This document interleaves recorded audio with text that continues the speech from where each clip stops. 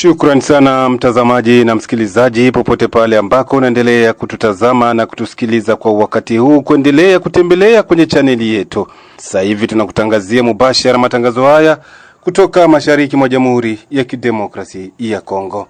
Mtazamaji na msikilizaji, tunakaribisha mara tena kufuata habari zetu katika siku ya leo. Wacha tuanze habari zetu na habari hizi zisemazo kuwa ndege zisizo na rubani za jeshi la Jamhuri ya Kidemokrasia ya Kongo zilishambulia mapema asubuhi katika eneo kadhaa za mji wa Goma siku ya tatu ya tarehe 11 Machi 2026. Kulingana na mamlaka ya M23 imetaja kuwa shambulizi hilo imesababisha kifo cha raia mmoja Mfaransa ambaye alikuwa akifanya kazi kwenye shirika la UNICEF na kuharibisha vitu mbalimbali. Mji wa Goma uko chini ya udhibiti wa M23, lakini chanzo halisi cha droni hiyo kushambulia eneo hilo bado kujulikana. Mwenzetu Safari Dilo Alimasi na ripoti kamili kutokana na habari hizi. Mji wa Goma, makao makuu ya mkoa wa Kivu ya Kaskazini, ambao kwa sasa uko chini ya udhibiti wa waasi wa AFC M23, umeshambuliwa na mashambulizi ya ndege zisizo na rubani za jeshi la Jamhuri ya Kidemokrasia ya Kongo. Hayo yamefichuliwa mapema Jumatano hii ya tarehe 11 Machi 2026 na viongozi wa harakati hiyo ya waasi ambao pia wanadhibiti maeneo makubwa katika mikoa ya Kivu Kaskazini na Kusini. Kulingana na taarifa ya awali iliyotolewa na waasi hao, watu 3 wamefariki dunia. Bomu lilipiga makazi ya watu katika mtaa wa Himbi karibu na Ziwa Kivu. Bertrand Bisimwa, ambaye ni mratibu msaidizi wa waasi wa AFC M23, ameilaumu serikali ya Felix Antoine Tshisekedi kwa kuhusika na shambulio hilo la ndege zisizo na rubani dhidi ya mji wa Goma. Pia amelalamikia kimya cha washirika wa kimataifa wanaohusika katika juhudi za upatanishi, akidai kuwa kimya hicho kinashuhudiwa wakati Kinshasa imeamua kuvunja makubaliano ya kusitisha mapigano. Wakati hayo yakijiri, ujumbe wa Umoja wa Mataifa nchini Jamhuri ya Kidemokrasia ya Kongo umelaani vikali kuongezeka kwa ghasia zilizokumba jiji la Goma katika mkoa wa Kivu ya Kaskazini mapema asubuhi ya Jumatano hii. Mashambulizi ya ndege zisizo na rubani yalidondosha mabomu katika mtaa wa makazi ya Himbi, yamesababisha vifo vya watu 3, akiwemo mfanyakazi wa misaada ambaye ni Mfaransa wa shirika la UNICEF pamoja na raia wengine 2, na pia kuharibu baadhi ya nyumba za raia.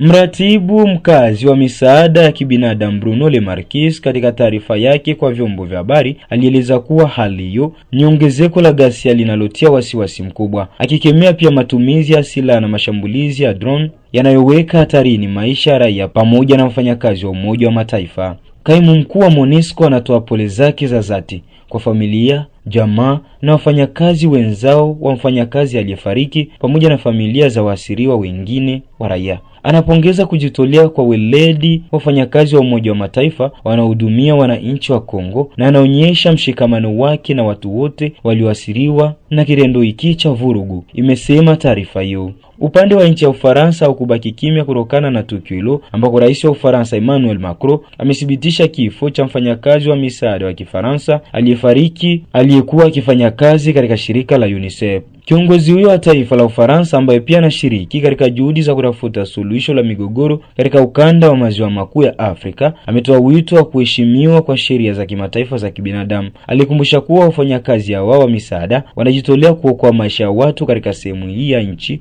ambako hali ya usalama na kibinadamu bado inatia wasiwasi na dhaifu kufuatia mapigano makali kati ya AFC M23 na wanajeshi wa serikali. Mfanyakazi wa misaada wa Kifaransa wa UNICEF ameuawa mjini Goma. Kwa familia yake, jamaa zake na wenzake kazini, ninatoa pole na mshikamano wa taifa la Ufaransa. Ninatoa wito wa kuheshimiwa kwa sheria ya kibinadamu na kwa wafanyakazi waliopo huko ambao wanajitolea kuokoa maisha ya watu, aliandika Emmanuel Macron kupitia mtandao wa X, zamani Twitter. Tuangazie pia habari zetu na habari za huko Kamituga ni kwamba shirika la raia usikalo na haki za kibinadamu BDH tawi la Mwenga Kamituga laomba kwa vyombo vya usalama kuvalia njuga swala la raia kuingiliwa ndani ya nyumba zao mida ya usiku na kupelekwa mali zao nao watu wenye kumiliki silaha kinyume cha sheria. Udhibitisho huo ni wake Bwana Wisoba wa Kilongo Fisto, mratibu wa shirika la raia katika eneo hilo, ambaye ameonesha kuwa vyombo vya usalama vichukulie kwa umakini swala hilo la raia kuendelea kuchukuliwa mali zao kwenye mida ya usiku na watu wenye kumiliki silaha. Kiongozi huyo wa shirika hilo la raia ametaja kwamba si jambo la kuwezekana kuona vitengo mbalimbali vya kiusalama vinaendelea kupatikana katika eneo hilo, huku vitendo vya wizi kutumia silaha vikiendelea kushamiri katika eneo hilo. Raia waendelea kulala katika hali ya wasiwasi katika maeneo hayo ya Mwenga Kamituga, na hiyo ikiwa dalili ya ukosefu wa usalama mkubwa kwa raia wa eneo hilo. Wisoba wa Kilongo Fisto anaeleza afuatayo. Paraporo na mainsekirite, siku hizi wezi wanapamba moto, wezi wenye kushikilia silaha. Jana ma 16h comme ça alibana mwizi umoya malitante kuiba watu maeneo ya kule Kalingi. Population katafuta kumalizia maisha, akaokolewa na wa polisi, na ikaleta vurugu kati ya polisi na population parce que population alikuwa na nia afanye justice populaire, na ikapelekea wa polisi kureagir na sasa kwa kusambaza watu. Donc mambo ambayo inapamba moto kwa siku hizi ni wizi, watu wenye kushikilia silaha. Kama gisi mnavyoona inatokana na insuffisance effective ya mabailema ya FARDC na polisi, au namna gani selo analize mnafanya sur le terrain? Hiyo mambo haitokani na upungufu ya majeshi, kwa sababu siku za usoni hapa tulipokea majeshi kutoka Kisangani alikuja kueneza effective, ila inatokana na wingi wa silaha ambayo haiko controle, iko non controle, iko non registre. Unajua kama na hii wengi wanaprofite kuja kugandamiza raia. Systeme ya kuankadre wazalendo juu ya kuidentifie les vrais et les faux wazalendo hazijaanza huko Kamituga bado. Naanza nilikwambia pia bwana Mwarini kama Kamituga inaonelewaka tu na ya mingi. Kamituga na Mwenga inaanzaka nyingine faki swate Mwenga na Kamituga halitafika, swate binafika na retare sana, na ile retare na koze makompetanse ya mingi. Tuangazie huko Minova. Ni kwamba shirika la raia ndani ya senta ya Minova limesema kusikitishwa kuona viongozi wa shule kadhaa waendelea kuomba wanafunzi pesa ambazo zisizokuwa za halali katika eneo hilo, jambo ambalo linakuwa ni kinyume cha taratibu.